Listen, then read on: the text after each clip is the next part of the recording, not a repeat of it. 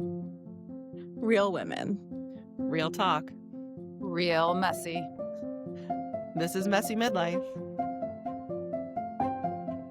Hi, and welcome back to Messy Midlife. Hey, ladies.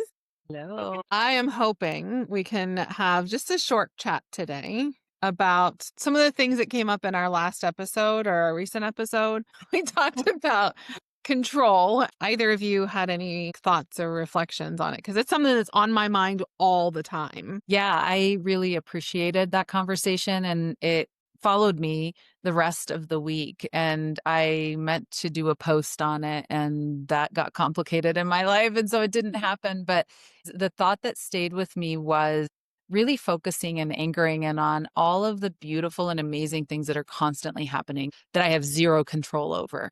And I went really big. I went macro, like, all of the amazing nature things that happen every day that I have no influence over. Then I started kind of bringing it more micro and thinking about how if I am not involved in this thing with my child, something really beautiful could happen. And it's just was so revolutionary for me because as a mom, I think I started from infancy believing I was his, well, actually in utero, right? I was his lifeline.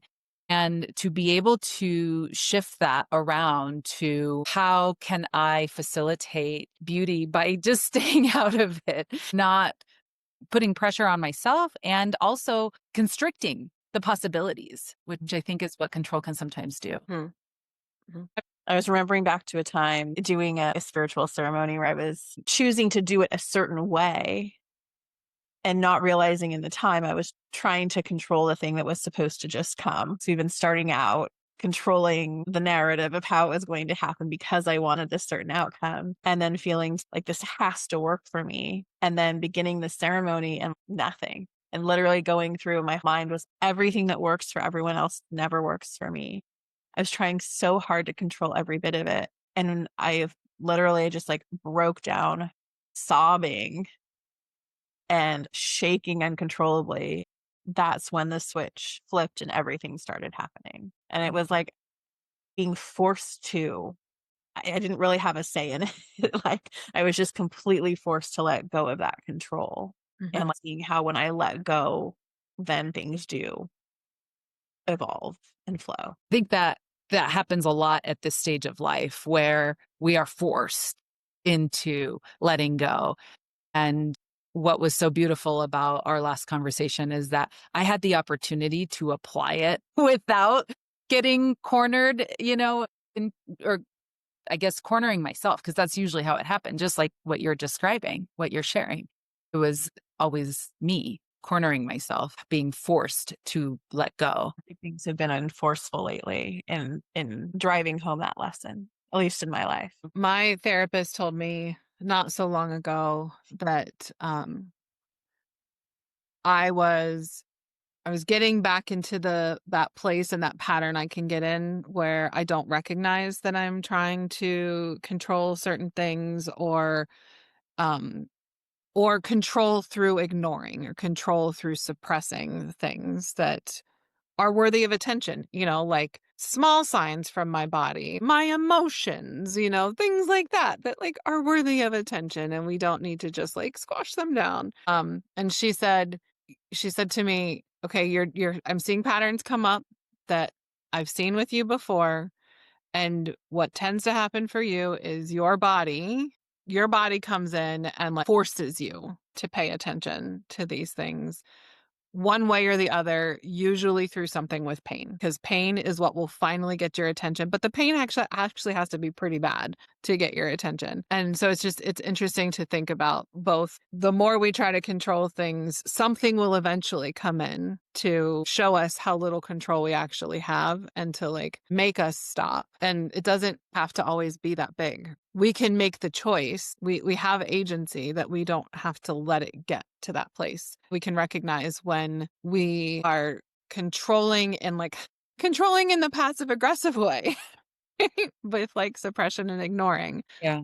I was also thinking about this just this weekend. So like I said, control and like all that stuff is on my mind. It's been on my mind since I had that beautiful release with you, Karen. Like it has been a consistent and persistent companion. And I'm sitting here this weekend letting my daughter outside. She was playing outside in the backyard on her own, and I'm listening to Jonathan Haidt's book, The Anxious Generation, and I'm knitting. So much about that book is about the ways that we have misdirected our efforts to control and manage things for our children, particularly as it relates to free play, unsupervised play, allowing them to do dangerous things in the real world, and instead putting them on technology that is actually creating more danger and causing more harm for them in their lives. And I didn't even think about like the control component. You're just making me think about it now. But I felt so validated because I was like, here I am ignoring my child as she's outside on her own playing on a play structure that she could fall off of in the backyard. And I was like, oh, look at me being a good parent instead of a neglectful parent. But as you were talking, it made me think about that choice that I made that I felt validated from this random book I happened to be listening to about not controlling the situation and how that takes so much effort sometimes, right? Especially with our kids. It, I feel like I have that as much with my daughter as I do with my husband, and maybe even more with my husband, where like I want him to be happy. I want him to love everything about his life. I want him to experience every possible thing he can. And I will do it to a degree sometimes where I am trying to control his experience, and it's failing to check in if it's an experience he wants. And I had the insight to I was doing that recently with something with him, and I was like, so there's this thing, and I was thinking about putting it on our calendar so you know about it, and thinking my brain tells me that's a helpful and kind thing to do, but I realize your brain might think that that's controlling. So I'm just saying that I was thinking about it. That was my way of coping with it, to try and release that control. And it turns out, yes, he would have found it was controlling. Hooray for a little bit of progress there, Ready for communication. right? For the ability to pause and reflect and to recognize that sometimes things feel like that controlling or like that. Like, I guess I do a lot of passive aggressive. I don't know. It's not even like it's not passive aggressive. It's passive niceness, but it doesn't always feel that way. Or I think it's like nice. But anyway. That's the similarity, despite our personality types, is staying organized. For me, part of the way that I work in the world is if I know where things are, I know how things are happening, I have things, I'm very like detail oriented, but that's how I stay sane. That's how I feel like I'm not a mess, especially with like the beauty of perimenopause and what that does to my brain, going from like being able to remember everything to like it has to be written down. So for me, like that's something that makes my life a lot easier is to just know where things are, but not like I didn't realize that for people close to me in my life and partners and children that does come across as controlling, and that's not my intention at all. I'm just trying to have it be organized so everyone's on the same page, but it almost reads as like, well, you're not going to remember this on your own, or you can't do this on your own. Mhm. You'll only be able to do it if Yeah. I make sure you know that it's happening. Mhm. That brings me back to the reason we're recording these conversations we would be having anyway. But the reason we're recording these conversations around a messy midlife is how hard it is to be in this place right now. And I'm wondering, Eliza, as you're mentioning, what beautiful thing about perimenopause that our brains don't work the way that they used to, and how finding the beauty of how things could turn out if I'm not in control. So much about this being messy is feeling so breaking out of control, right? At least it has been for me, physiologically, sometimes psychologically, sometimes logistically with how crazy things can get. And I'm wondering, what can that look like for us when we think about it from the messy midlife perspective? What are we missing? What are we missing when we're trying to control things too? Not only what are we missing, like what are we forgetting to do or what are we failing to get done? What scenario didn't play out that would have if we hadn't come to intervene? Well, and what are we missing out on when we're focusing so much energy on the control, right? Mhm. What are we missing out on where that energy could have naturally gone otherwise? And I think that things feel messy for me in this midlife season, and things feel most out of control when I'm wanting them to look how they always have been. And what we're talking about is if I stop doing that, if I stop continuing to smash, I love this analogy for the sensitive community, my star-shaped peg into a round hole, which is what we're trying to do, right? We're trying to make things continue to look the way that they have always looked. What could that look like if I stopped smashing that peg into the wrong shaped hole? Because clearly the way things used to look doesn't fit anymore at this stage in my life. It just doesn't. And maybe it never really did. And that's kind of what I'm reflecting on. What could I have missed out on when I was trying to control for the feeling or the vibe that my husband was going to have? What authentic vibe could have come? It's funny, Elise, that you brought up like the different personality types. And like we were chatting about this before we started recording about how like I'm an ENFP, Karen's an ENFP, and you're saying you're an ISTJ. And like, which, you're exact opposite, which shocked the heck out of me because I'm like, really? Are you the exact opposite? Because my husband is an ISTJ. And where I'm going with this is that we've got different ways that we want to control. And if we like what you were just saying, you want to control for what needs to get done, where things are, little details for stuff like that. I don't want that. And I get pissed off if someone's trying to control in that way, right? Like, I don't like that my husband wants to have a basket for where all the mail goes. Like, I understand he doesn't want it on the counter. Like my heart just went like, when Yeah, you said but you know that. what happens? I miss things because it's often a black hole in that basket because that's just not how my brain works. So he's trying to control for a clean counter. It's funny because I feel like your personality type, you're trying to control for things like putting things in order, and I'm trying to control for experience. Yeah. And I've said Or that, feelings. like,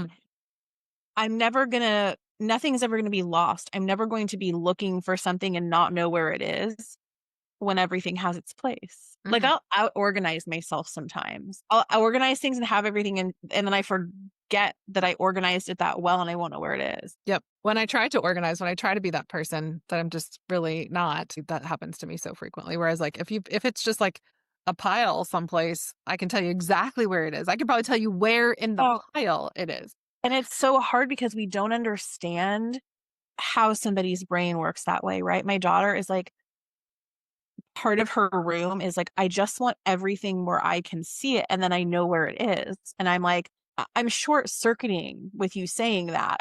I do not get it. Right. And I'm like, no, she's just lying. She's making up an excuse to keep things messy and not have to clean. Mm-hmm. But I think that really is how her brain works. I just don't have any relation to that at all. Yeah. I think that's perhaps something for me to continue to reflect on as I continue to grow in my exploration of control and the fact that we have control over almost nothing and that we definitely don't have control over the people in our lives. Like they're going to do what they're going to do. But maybe it's really understanding and reflecting on the specific things that we focus on the most and how people who are different than us are going to have a different way that they're connecting with it, right? Like you've probably never tried to like control or like manage somebody else's emotions or experience. So I've done Oh, okay. So that. you're not AKA the dissolution of my relationship. I don't know what was just coming to me when we were just like, when you were talking, was like, in trying to control it, it's kind of stopping us from being who we actually naturally are. Yes, I love that. All of us. Yeah. Whether we're doing it to ourselves or to our people in our lives or whatever, you know? Yes. Yeah. Hang on. Let's be here for a second. Hold it. This feels really, really deep and meaningful. Can you repeat that, please? In whatever way it needs to come out. It might not be exactly the same. And trying to control whatever it may be, it's stopping us from being who we really, Yeah. truly. Yes. Yeah. My brain is going to all the ways that well, played in my life. and or how much does control come from a place of shame too, right? Like Yeah. I should be doing this thing or I want my husband to be happier right now or I want my kid to be whatever I want my kid to be in that moment, you know? Yeah, but sometimes it can just be very like, I want my mail in that damn basket. Like, I want my keys in this one basket and I want my sunglasses in the next one and I want my spot for my purse on the neck. Like, that's my table, right? Like, Yeah. And if it's not like that, is shame? Does shame come underneath that? That like, I think so. I think so. And I think what really struck me about Eliza's comment is thinking about where we are in this messy mid period of our lives and how what you described, Eliza, is basically my whole life up until now, right? Like all of the control in really rigid ways. And right now, we're asking these questions of how can we be who we're meant to be? How can we be more aligned with who we are innately? And I do feel like shame has really driven the first half of my life and how we are right at this pivotal period of time. I'm not going to say moment because it's going to span 2 decades this probably. pivotal many years. Hopefully, we'll reach a place where we're like, okay, we're done with that. Hopefully. I mean, that's what I think is happening. I think we're breaking through. And, this topic keeps coming up over and over and over in our conversations around shame and control. I would love for us to continue to come back to that, how control inhibits us from sinking into who we are, what our purpose is, the place of ease. And it brings me back to when I'm at work, that's how it feels. And I remember this session I was a couple years out of graduate school and I was still a baby therapist and I had no idea what to do with this incredibly complex trauma that was being described to me. I had no idea how to hold that space for this person. I remember in that moment thinking, it's not going to be me. I can't do this. I cannot be what this person needs right now because I don't have the skills to do that. And I remember I took a sip of water and I said, Frank the Tank and Jen's where God, universe, help me. From that moment on, that's what I do in my sessions. It's in that place where I completely surrender. We've talked about how do I do that in my life? And I didn't realize that that's what it is. Mhm. I need to surrender. And if there's ever a time in my life when I need this most, more than ever before, or am more capable than I ever have been before, it is now. I am more capable and it is more necessary than it ever has been. Mhm. I look at women who have gone through perimenopause and have gotten through this midlife. And so many of them are just like, I do not care anymore, right? Like that account. And maybe that's where we need to be. Yeah. I'm just wondering if like part of the shame, the control, all of that, like if it also there's a part of that that's tied into like not trusting.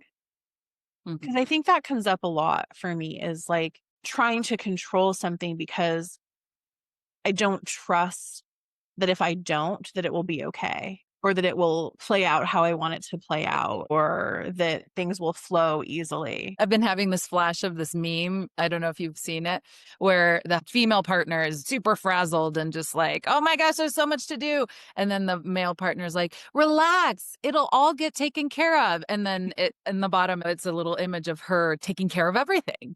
Right. So it's like, yeah, I get that. What if it just doesn't get done? And Or it like, are doesn't. we just busy doing things that we don't actually need to be doing?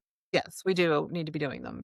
It's not even so much like doing the things, I guess, for me. It's like how the story unfolds or how things play out, right? Yes, there's the part of who's going to put the laundry away if I don't do it. But I think it's more with the control and the trust, at least for me, is this going to look like what I want it to look like if I just allow it to happen? Yeah.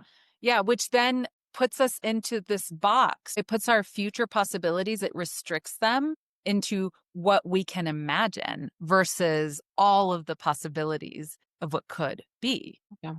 There are some places that I am very good at not controlling. The most beautiful things in my life have come when I stop trying to control. And because of the different ways that my brain works and my husband's brain works, when we partner in things like business or whatever, it drives him crazy because he wants a structure and a plan. And I just want to be like, let's see what happens. Like, let's see what the universe brings. And Or like, let's see what opportunities come that I might not even recognize are there. Like if like my imagination goes this far, but what if somebody else's imagination adds to mine and makes it this? And so I go back to like what you originally said, Karen, and then Eliza, what your experience was with the spiritual journey, that like when we're controlling for things and trying to like influence the way something is going to go, we miss opportunities that we couldn't even imagine and beautiful things that we would never have seen be possible. We also are missing opportunities for just peace. I do try to control sometimes for people's experience, and I'm working on that, and I'm getting better with like controlling for how people are feeling and feeling responsible for how people are feeling. But I'm not as much of like the controlling of like the other specifics and nuances for things. That said, what I find that I've had the most experience with is that when I'm trying to control something, that is when I am feeling the most depressed or the most anxious, or when I am feeling like I should have control over something that I don't and never could have control over. And I'm talking about like the state of the Colorado River but giving myself this delusion that somehow I can. And so for me, I have found so much peace in surrender. I've used the word more of like acceptance, but I think there's just opportunity for peace. There's opportunity for beauty. There's opportunity for so many things when we just let go of control, allow things to unfold as they're going to, and you just accept that some things are going to unfold and they're going to suck and that we can't do anything about it. And we're going to suffer more from trying to. Would like to make a pact for us to come back to this and to, at a minimum, if you can help keep me accountable on this, because I want to really see who I can blossom into without me trying to control and limit myself all at once. I come back to Eliza's quote and it's so beautiful. I want to write it down. Do it. Get a tattoo. If I Get did tattoos. tattoos, I would do that for sure. That's beautiful. Okay. All right, we're going to end on one last thing that a friend of mine told me when he was giving me some guidance one time that like sticks with me when it comes up. If you can solve your problem, then what's the need of worrying? If you cannot solve it, then what is the use of worrying? And he attributed it to Shanti Deva. I'm not 100% sure. I haven't found it. I haven't researched it. So if I misattributed it, I apologize. I think that like sums up a lot of things about control too. So yes, let's absolutely come back to control, surrender, acceptance, and all of that. Yes. Love All it. right. Love you All right, guys. ladies. Love you. Bye. If our messy is your kind of messy, we'd love for you to rate, review, and follow or subscribe wherever you get your podcasts. We'd also love to know what's on your mind. If you were to join us, what would we be talking about? Email us at messymidlifepodcast@gmail.com or message us on Instagram or TikTok.